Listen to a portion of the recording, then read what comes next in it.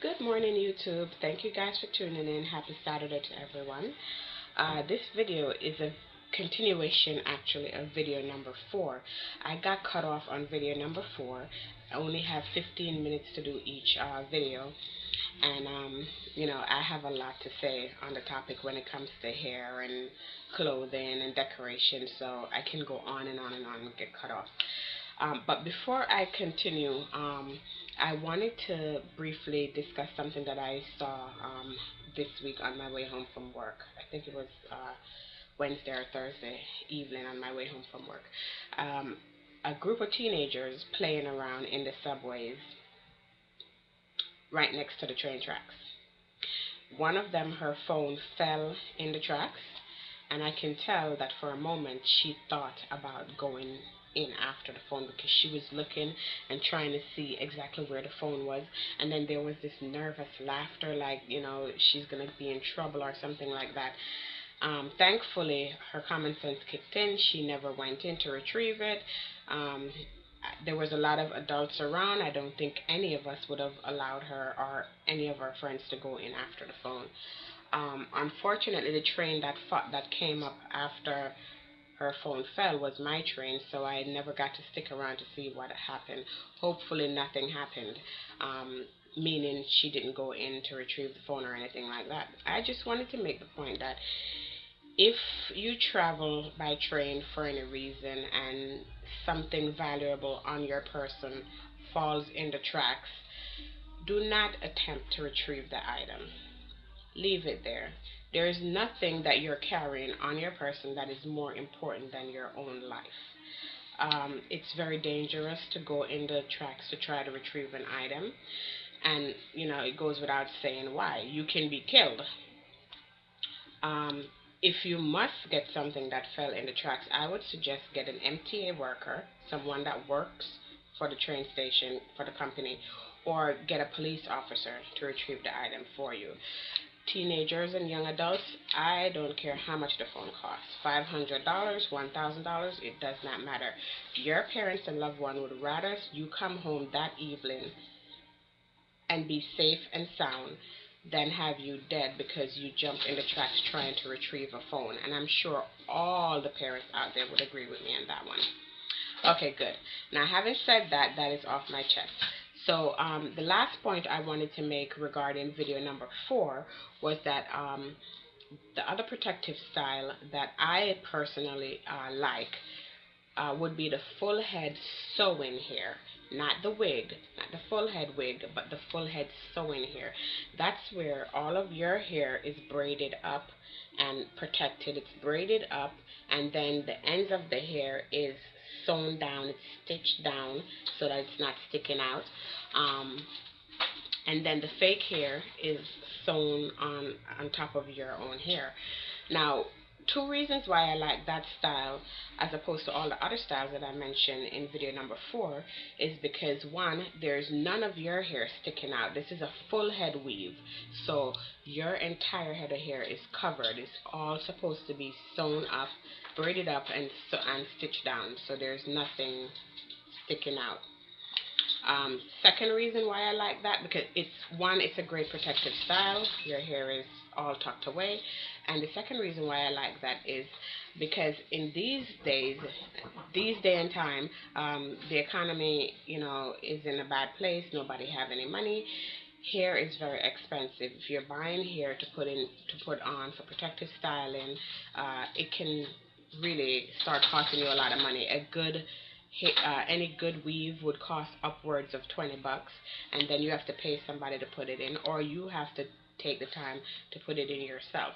One of the things that I like about full head weaves and that type of hair is it allows you to reuse the hair. So once you've wear your style for no more than about 3 months, my suggestion is no more than 2 to 3 months with each style, you can actually take that hair out, wash it, blow dry it, um, flat iron it if you need to, and then you can reuse that same hair for your next style. So that is two reasons why I like the full head weave uh, as a protective style. You can reuse it, and all of your hair is braided up stitched down and tucked away. Okay, so as you guys can see today, my hair is in an afro. And I'll turn so you can see it a little bit better. The sides of my hair. Hopefully you guys are getting a good view of what my hair looks like in an afro. Okay, so now I have washed my hair this morning, and I put in all my products that I use, my 100% shea butter, my oils, my liquid base leave-in conditioner. And this is the way my hair looks when it's not stretched. This is the way it looks in an afro. Now I also went ahead and twisted one one strand of my hair. Not a strand, but one section of my hair. And as you can see, me pulling on this section of my hair, you can see that my hair is actually about maybe 3 to 4 times longer than it actually looks right now. And you can see that. And this is just a twist. And that's what I'll be doing to the rest of the hair shortly. Is to flat twist everything. And this is actually the real length of my hair. So I'll just go ahead and select another section so that I can show you guys. Because some people, yesterday I was actually asked, because I had a small portion of my hair twisted out yesterday also, and somebody asked me, is that a weave you're wearing right there? I said no, that's actually the length of my hair when it's stretched. So there you go. This is the hair. So this is how my hair actually looks. This is the actual length of my hair. But my hair type 4A, 4B, if you guys think any different, please let me know. But I think it's a 4A or a 4B. And this hair type can actually shrink up to 75%. And so my hair will appear a whole lot shorter than it actually is, as you can see. So these are the parts that I just stretched out and compare to my afro. And this is my hair growth of 1 year. I've only been natural for a year so far. And so that is it. I mean, it's a lot of shrinkage going on. Okay, so the next thing I wanted to talk about briefly is the whole idea of hair care being so time consuming and so expensive and all of that stuff. It does not need to be. Hair care does not need to be extremely expensive, and hair care does not need to take up all your time. I personally don't think that you have to quit your job in order to take care of your hair for it to grow. Nor do I think you have to hit the lotto to buy these products out there that cost upwards of $20 a jar. There are simple products that you can use, and I have staple products that I use, none of them over $10. So I will show you these products in a later video. I will also give you guys my website information so that you can make purchases of these products that I do sell. You can make purchase of them here, or you can purchase them on my website, and that's coming in future videos. Not too far from now, I will show you the product line of what I carry, what I sell, what I use daily, not just on my hair, but I use these products on my hair. Excuse me, I'll take my glasses off. There's a glare. I use these products not just on my hair, but I use it on my hair, face, and body. So I use these products all over. As one of my coworkers said to me when I told her about the products, she said, so it's more like a one-stop shop. You just, she was kidding, but she was like, it's true, but she was kidding around saying, so when you get out the shower, you just take the product and head to toe and you're done. But yeah, I have staple products. And when I say staple, I mean it's the main product that I use, the main ingredient, the main product that I use, and then I can add or take away stuff from all the other products that I use. For example, for my face, I use my staple product, but if there's something that I like using on my face apart from that, I'll add it to it. So, and this product, like I said, it's good for your hair, it's good for your face, it's good for your skin. I've always been complimented on having very nice looking skin.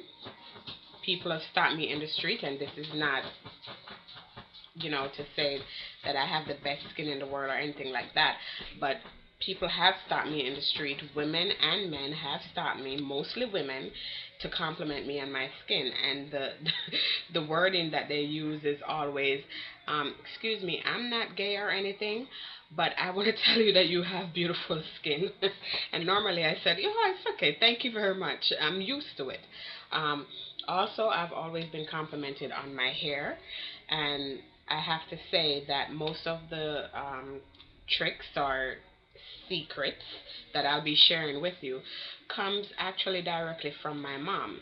Now, before I go into um, the real nitty gritty of hair care, I want to say that back in high school, which was like over a decade ago, I had friends in high school that had very long hair, way down their backs, more than one friend, down their backs.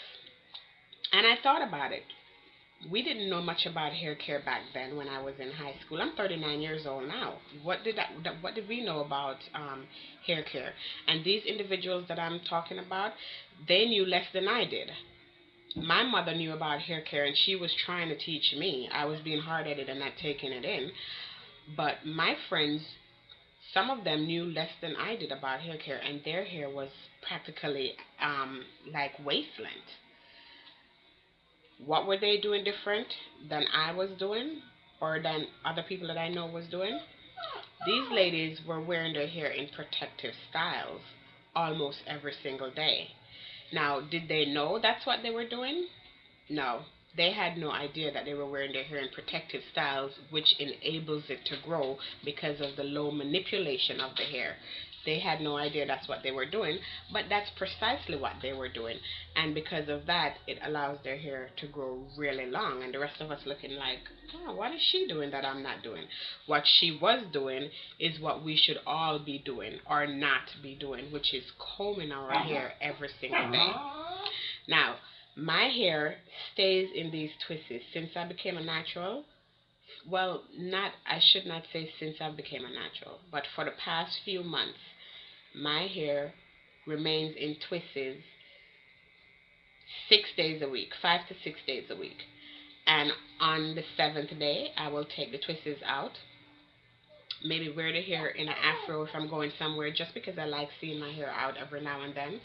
I'll wear it out in an afro if I'm going somewhere, maybe if I'm going to hang out with my girlfriends, or if I'm going on an errand or something like that, I'll wear the hair out just to have it out for earlier that day. Then later on, back in the twists for work, and it stays like that for the rest of the week until it's time to take it out again.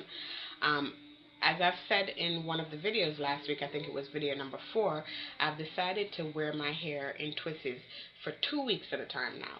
Before, I was wearing it for 1 week. Well, not technically one full week, but I was wearing it for up to 5 to 6 days at a time. Then I would remove it, wash it, deep condition it, whatever I needed to do that week, and put it back in the twists. Now I'm going a little bit longer. I'm going to go 2 weeks at a time, and which will, this is a good idea because it's even lower manipulation than before. So the less I'm combing my hair, the more it allows the hair to rest and grow. And I suggest that you guys do the same thing. Now I'm doing a time check on the video to see how much time I have, and I believe I have exactly 1 minute. So my tip for you guys today, and I touched on it last week, my tip for you guys today is this. Tie your hair every night before going to bed. If you're not already doing that, you want to make sure that your hair is protected from the pillows and the sheets. If you don't tie your hair at night, the sheets will rob your hair of moisture, and it also tangles up your hair, and in the morning you have to really work at it to get all that mess out, and you're damaging your hair at night when you're sleeping if you don't tie it down. So time is almost up, and here I will continue on this subject in the next video. And I wanted to say thank you guys for tuning in and watching. Please, your advice and opinions are always welcome as usual, and constructive criticisms as well. I'm sorry, I'm fumbling all over that. Constructive